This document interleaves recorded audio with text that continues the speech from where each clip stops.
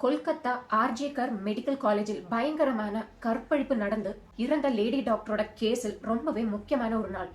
குற்றவாளி என்று நினைக்கிற அந்த காலேஜோட முன் பிரின்சிபல் சந்தீப் கோஷ் அவரை அரெஸ்ட் பண்ணாங்க. நீதி கிடைக்க போராட்டம் பண்ண எல்லாருக்கும் இந்த அரெஸ்ட் ஒரு சந்தோஷத்தை கொடுத்துச்சு. 15 நாள் தீவிரமான போராட்டத்துக்கு அப்புறம் 140 மணி நேரம் சிபிஐயோட இன்வெஸ்டிகேஷனுக்கு அப்புறம் 2 பாலிகிராஃப் டெஸ்ட்டுக்கு அப்புறம் கவர்மெண்ட் எப்படியாவது அந்த ஆளை காப்பாற்றணும் என்ற முயற்சியில் பண்ணிட்டு இருக்கும் போதுதான் அவை எல்லாத்தையும் கடந்து சிபிஐ சந்தீப் கோஷை அரெஸ்ட் பண்ணாங்க. இந்த ஆளோட அரெஸ்டுக்கு அப்புறம் நிறையவே அரெஸ்ட் நடந்துச்சு.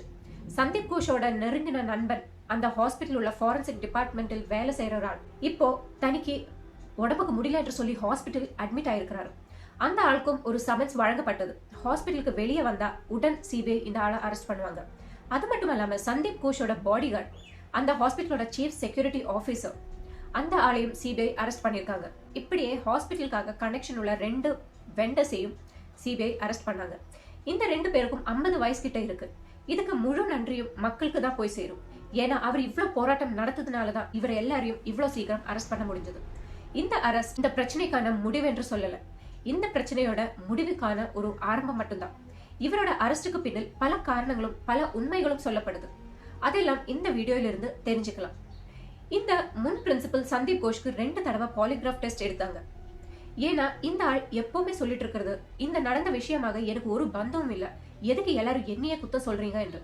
உண்மை என்ன என்று தெரிய சிபிஐ 2 பாலிகிராஃப் டெஸ்ட் எடுத்திருக்காங்க.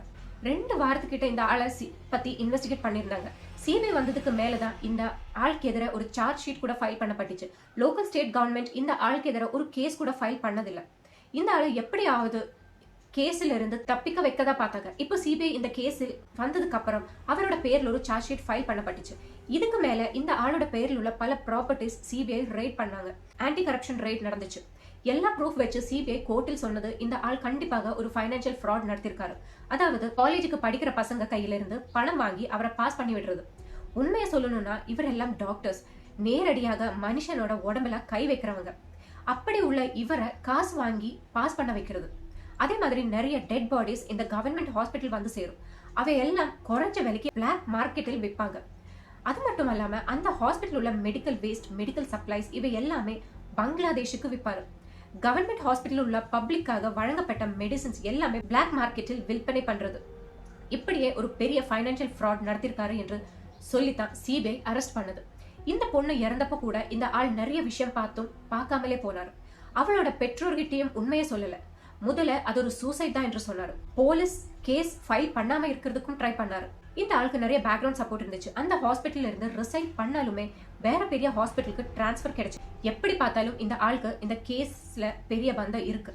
இந்த ஆளை அரெஸ்ட் பண்ணி நிறைய என்கொயரி பண்ணணும் என்று சிபிஐ சொன்னதுனால 8 நாளைக்கு ரிமாண்டில் வச்சிருக்காங்க. இந்த ஆள் கூட மற்ற பலரையும் சிபிஐ அரெஸ்ட் பண்ணாங்க.